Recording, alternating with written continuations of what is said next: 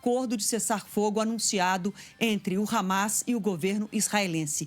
Acordo que se arrastava pelo menos desde maio do ano passado. 15 meses de uma guerra brutal e é indiscutível uma guerra desproporcional. Esse acordo foi confirmado agora há pouco. Autoridades do Catar, país que esteve aí à frente das negociações durante todo o tempo, falaram com a imprensa, mas o primeiro a celebrar e anunciar esse acordo de cessar-fogo foi o presidente eleito dos Estados Unidos, Donald Trump. Mas vamos começar conversando aqui com a Beatriz Ferretti, editora de Inter da Band News TV, sobre essa coletiva que acontece ainda nesse momento. Boa tarde para você, Beatriz. Acontece ainda nesse momento a coletiva no Catar, dando aí alguns detalhes, e o governo do Catar dizendo que jamais desistiria do povo na faixa de Gaza, celebrando então um acordo que se arrastou muito, né? Netanyahu por diversas vezes disse não a um acordo muito semelhante que já estava colocado na mesa, mas agora com a chegada de Trump ao poder nos Estados Unidos, o cenário mudou. Boa tarde, Adriana. Exatamente. Boa tarde, Frumento, a quem acompanha o Entre Nós. Olha, continua acontecendo então essa entrevista coletiva do Premier do Catar, que confirmou que o acordo de cessar-fogo entra em vigor no próximo domingo, dia 19, com horário ainda a ser definido. Antes de eu passar todos os detalhes sobre esse acordo que foi anunciado agora há pouquinho, quero trazer uma informação de momento, porque o presidente americano Joe Biden vai fazer também um pronunciamento em instantes para confirmar também esse acordo atingido e dar mais detalhes sobre a participação da administração Biden nessas negociações que se desenrolaram ao longo das últimas semanas. Mas antes desse pronunciamento ao vivo em vídeo, o Joe Biden já fez uma publicação nas redes sociais em texto, dizendo o seguinte, abre aspas, hoje, após muitos meses de diplomacia intensiva por parte dos Estados Unidos, juntamente com Egito e Catar, Israel e Hamas chegaram a um cessar-fogo e a um acordo de reféns. Minha diplomacia nunca cessou seus esforços para fazer isso. Falarei sobre este acordo em breve. Então, daqui a pouquinho, a gente vai ter esse pronunciamento de Joe Biden. Agora, Beatriz, só te interrompendo um pouquinho. Claro. Antes aí desse posicionamento de Biden, já teve antes o Twitter de Donald Trump anunciando: temos um acordo sobre os reféns de Israel na faixa de Gaza. Então, vai ter uma briga política sobre quem vai colher os louros desse acordo que se arrastou por tanto tempo. Exatamente. O Trump escreveu que é um acordo épico que aconteceu graças à vitória dele nas eleições. O Biden já está falando, viu? Se a gente conseguir acompanhar daqui a pouquinho esse pronunciamento dele, mas neste momento, então, ele está ali ao vivo, ao lado de Antony Blinken, o secretário de Estado de seu governo, e também a Kamala Harris, a atual vice-presidente ainda, fazendo esse pronunciamento e confirmando, portanto, esse acordo que foi atingido. E é uma situação inédita, né? A gente percebe que teve envolvimento, sim, de delegações, tanto do presidente em exercício quanto do presidente eleito, que toma posse na próxima segunda, dia 20. Então, tanto Biden quanto Trump participando e fazendo essa confirmação. Mas, como você falou, o Trump veio antes, né? Foi o primeiro líder, né, mundial, a gente já pode classificá-lo como líder, porque vai tomar posse daqui a pouquinho, confirmando esse acordo, que também teve a participação de delegações do Egito e o Catar fazendo essa mediação. O acordo atingido hoje, Adriana, foi dividido em 3 fases. Então, a primeira fase vai durar por 42 dias, esse cessar-fogo na faixa de Gaza, e contempla principalmente a libertação de 33 reféns israelenses que foram sequestrados lá nos ataques terroristas em 8 de outubro e em 7 de outubro de 2023, além da libertação de 1.000 prisioneiros palestinos que estão em penitenciárias de Israel. Essa primeira fase, portanto, que vai começar já neste domingo, dia 19, né? Dia 17, aliás, de acordo com o governo do Catar, que agora há pouquinho fez, portanto, essa confirmação. Antes da gente dar mais detalhes, já estamos recebendo aqui o áudio de Joe Biden. Vamos ouvir, então, o que ele está falando? Vou fazer a tradução para vocês. Demorou 6 semanas. O cessar-fogo vai durar 6 semanas e vai continuar, assim como as negociações também vão continuar. Eu conversei com o presidente do Egito. E nós estamos com prazer, vamos garantir que esse acordo vai continuar pelo tempo necessário. Então, quando a fase 2 começar, vai ter uma troca para a libertação do que sobrar de reféns, incluindo soldados, e todas as forças israelenses restantes vão deixar Gaza. E aí o cessar-fogo vai se tornar permanente. E, finalmente, na fase 3, todos os sequestrados vão retornar para suas famílias, os restantes reféns, né? Mesmo aqueles que foram mortos. Esse é um cessar-fogo. Esse acordo foi o que eu propus na última primavera. Hoje, o Hamas e Israel concordaram com esse acordo de cessar-fogo diante dos olhos de todo mundo. Essas negociações não foram fáceis. Eu trabalhei em políticas há décadas em relação a essa região. E atingimos esse ponto por causa da pressão que Israel fez contra o Hamas, com os Estados Unidos o apoiando. O líder do Hamas, Sinwar, foi morto. Foi morto em ataques israelenses. A minha administração fez uma coalizão. Nós moldamos a força de Israel e os ajudamos nessa resposta.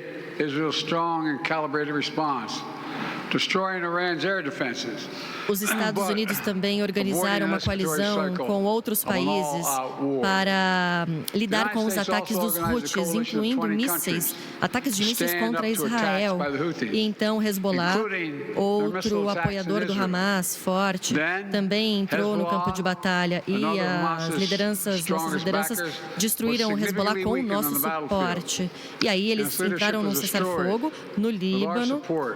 E aí o Líbano elegeu um novo presidente que não é apoiado pelo Hezbollah, o que começa um novo capítulo para o povo libanês. Esses desenvolvimentos na região moldam e mudam a equação. Agora, o Hamas está mais fraco, o Irã está mais fraco. O Irã está mais fraco do que nunca esteve nas últimas décadas. O Hezbollah também. Vimos 15 meses de guerra e essa máquina da guerra do Hamas está morta.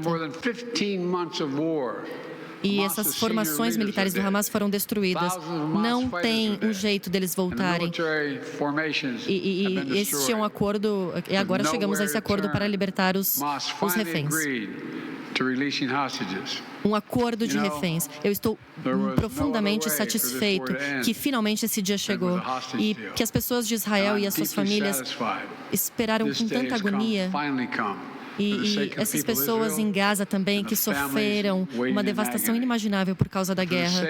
O povo palestino foi para o inferno. Muitas pessoas morreram, muitas comunidades foram destruídas, e esse acordo para a população de Gaza pode realmente pensar numa reconstrução. Eles podem olhar para o futuro sem o Hamas no poder. A Bíblia fala sobre os fazedores de paz, e nós fizemos a paz. Nós pudemos fazer com que isso acontecesse por meio da diplomacia americana, com trabalhos sem parada. O secretário Blinken liderou esses esforços, o Sullivan também, Jake Sullivan também, Bill Burn e a vice-presidente trabalhou enormemente para entregar este acordo. Eu também sei que esse acordo foi desenvolvido pela minha administração, mas esses termos foram implementados em grande parte também pela próxima administração. Nos próximos dias, nós estaremos falando como um time. É um novo tempo para o Oriente Médio. Os nossos amigos são fortes, os nossos inimigos estão fracos, e é uma oportunidade genuína para um novo futuro.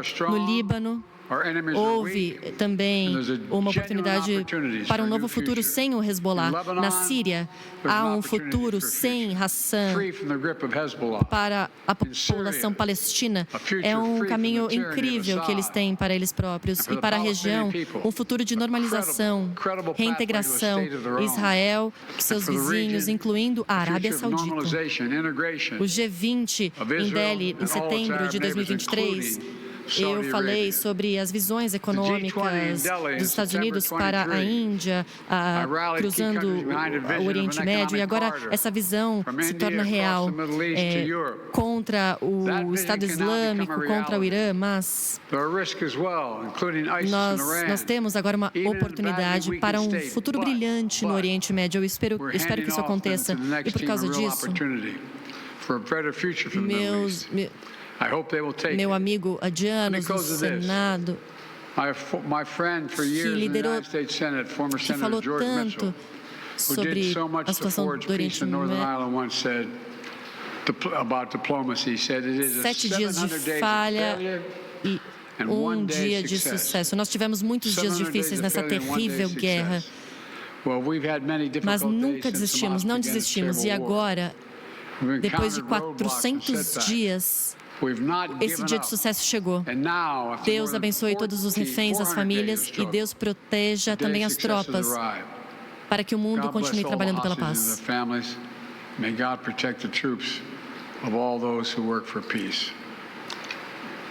A implementação desse acordo vai ser monitorada pela próxima administração? Uma jornalista fazendo uma pergunta, então, nesse momento, para Joe Biden. Nesse momento, portanto, Joe Biden conclui o discurso que estava preparado ali, havia teleprompter para que ele lesse.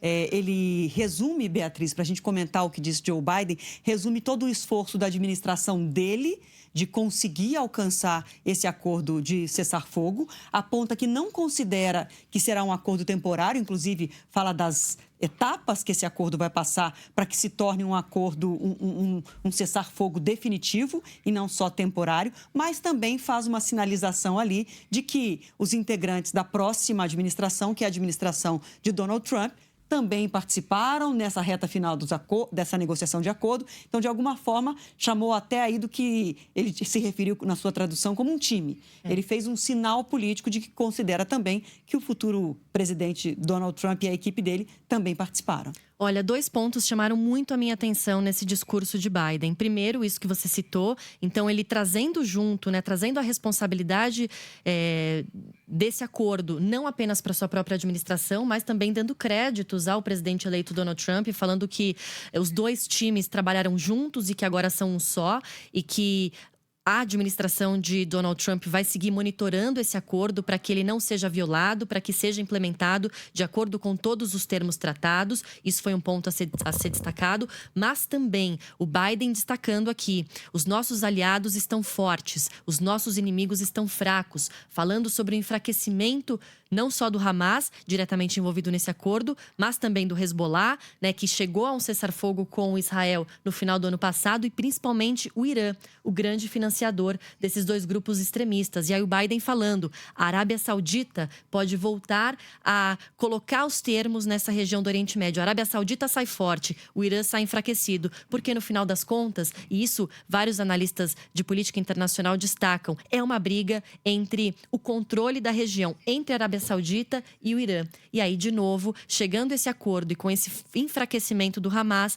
o Irã sai enfraquecido mais uma vez. Saiu enfraquecido com o Hezbollah, que perdeu suas lideranças, perdeu espaço político no Líbano, teve que ser forçado a fazer esse cessar-fogo com Israel, e agora isso também volta a acontecer com o Hamas. Então, é uma mudança do quadro geopolítico no Oriente Médio. Para quem não está acompanhando as imagens pela Band News TV ou pela nossa live, está só ouvindo a gente pela rádio, Joe Biden faz esse pronunciamento dentro da Casa Branca, ao lado do secretário de Estado, Antony Blinken, e também da vice-presidente Kamala Harris, derrotada justamente nas eleições para Donald Trump. Acompanho aqui pela imprensa israelense que a expectativa, bastante celebração dos 2 lados, viu, gente? Assim que o cessar-fogo foi anunciado, teve festa, comemoração no território israelense e também na faixa de Gaza. E a imprensa israelense, nesse momento, destaca que a expectativa é que os primeiros reféns já sejam liberados a partir do domingo, que é quando, então, ele cita, Biden acabou de citar a data como a data da assinatura desse acordo de cessar-fogo. A questão é, Israel fala que são 98 reféns ainda em poder do Hamas, mas não se sabe ao certo quantos estão vivos, mas é uma tradição, historicamente, Israel negocia, inclusive, a troca de corpos de reféns mortos pela soltura de prisioneiros palestinos. Então, a gente vai ver, exatamente, não tem essa informação de como vai se dar na prática a colocação desse acordo em prática, quantos reféns ainda estão vivos, como vão ser essas trocas, mas isso a gente vai saber nas próximas horas e nos próximos dias. Olha, de acordo com a última estimativa que eu li na imprensa israelense, é de que são 94 reféns ainda em Gaza, sendo 34 mortos e 60 vivos. E aí, esse acordo firmado hoje prevê uma liberação gradual em 3 fases. Então, a primeira fase, que já começa no domingo, ainda com data a confirmar, vai libertar 33 reféns. Crianças, idosos. Isso, 33. Na segunda fase, incluem-se também os soldados israelenses que são mantidos como reféns. E na terceira e última fase, os corpos. Então, essas pessoas que acabaram morrendo sob o domínio do Hamas na faixa de Gaza e serão libertadas, né? Os corpos serão entregues, devolvidos às famílias nessa terceira e última fase, que ainda não tem data. A primeira fase, Adriana, vai durar 42 dias. Então, vai haver esse cessar nas hostilidades, não vai poder ter ataque na faixa de Gaza, né? A libertação dos 33 reféns em troca. Israel vai libertar 1.000 palestinos, prisioneiros que estão em penitenciárias em Israel, dando prioridade para mulheres, crianças e adultos, homens com mais de 50 anos. E aí também tem outros termos que entram aí. Entrada de ajuda humanitária na faixa de Gaza, 600 caminhões por dia de comida, água, medicamentos e fontes de energia, depois de 15 meses de cerco quase que total, né? A gente até viu uma entrada ou outra. Está dizimada, né? Quem não morreu na guerra está morrendo ou de falta de remédio, de comida ou de água. Inclusive, Netanyahu teve a prisão dele pedida pelo Tribunal Penal justamente por crime de guerra e por usar a fome, provocar a fome na população como arma de guerra. Exatamente. A gente ainda vai acompanhar muitas repercussões, a confirmação de todos esses números. Você falou em 94, então, Isso. Só confirmando, eu havia falado em 98, que era o que eu tinha lido na imprensa israelense, mas a gente vai ter a confirmação de todos esses números nos próximos dias. E aí, só mais um detalhe importante, que também já está nessa primeira fase do acordo e que foi o principal ponto para que essas negociações demorassem tanto, é o chamado Corredor Filadélfia. Se você nunca ouviu falar disso, é aquela região que faz fronteira entre a faixa de Gaza e o Egito, região imprescindível para a entrada terrestre de ajuda humanitária, né? E aí Israel, até então, estava colocando como exigência o controle desse Corredor Filadélfia para qualquer tipo de negociação, mas voltou atrás, né? Então, por essa primeira fase do acordo, Israel concorda em retirar sua presença militar do Corredor Filadélfia, assim como de outras áreas densamente povoadas na faixa de Gaza, sobretudo na região central do enclave palestino. Então, isso também está previsto nessa primeira fase e, com isso, a população palestina vai poder começar a voltar para suas casas também no norte de Gaza. Aí a gente se pergunta, voltar para casa? Que Quais casa? casas? Quais casas? E esse acordo poderia ter sido assinado nesses termos muito antes. Porque, na verdade, os termos estão colocados desde maio do ano passado. O que mudou, de fato, foi o cenário político. Donald Trump chegou ao poder, assume na próxima segunda-feira. Obrigada, viu, Beatriz? Obrigada.